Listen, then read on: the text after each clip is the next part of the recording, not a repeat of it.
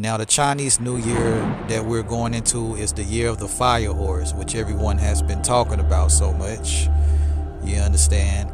But not only that, this is the thing, like on the same exact day that the Chinese New Year begins, on the 17th, that same day, there's going to be a solar annular eclipse.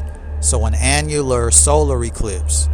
The first eclipse of the year happens on the same exact day as the Chinese New Year, symbolizing the fire horse.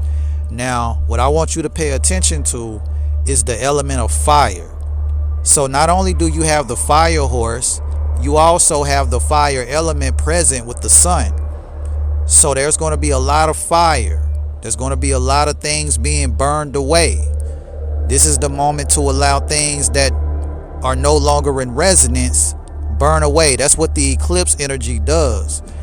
But as the old things are being burnt away, there's a new energy that's coming in with the fire horse that's about to take off rapidly.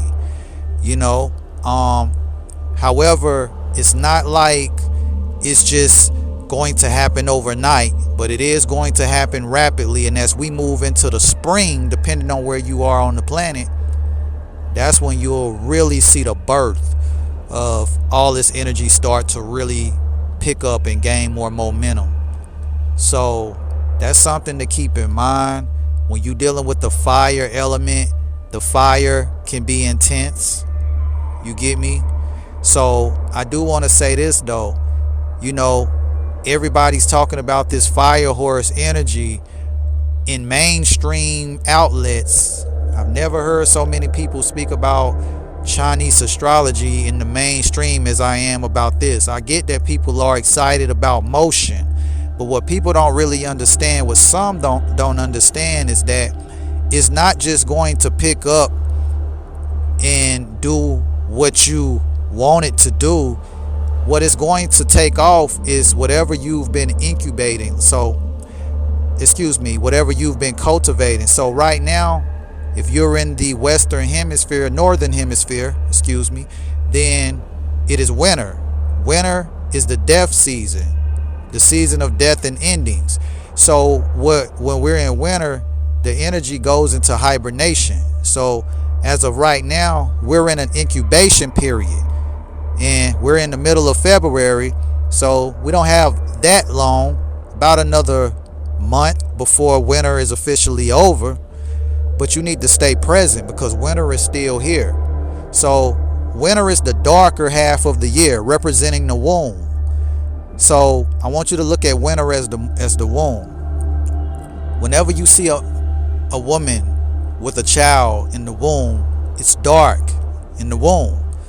So during that phase, that's an incubation period. So winter is the time where you see animals hibernate. This is the moment to be going within, doing whatever you need to do now. Like if there's something that you want to bring to life, this is the season where you're cultivating this in private. This is where you sit in silence with yourself and work on whatever you are ready to bring forward, so that when that fire horse energy comes in, when the spring comes in and it's time for things to come alive, this is the birth season. This is what we call giving birth. Then whatever you were cultivating during the winter is what's going to actually be birthed in the spring. So use this moment. The things that happen in nature moves in cycles. And remember, there's cycles within cycles. So you go off of how you feel. This is why it's important to be fully attuned to your body. This is why it's important to be able to be fully in tune with your own energy. In tune with the energy of the netter or nature. You understand?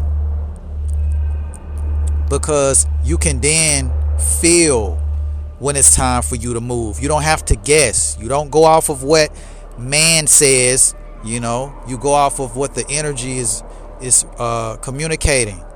So I'm saying that to say this is the incubation period, symbolizing the womb, winter, and then as we go into spring, it symbolizes the birth.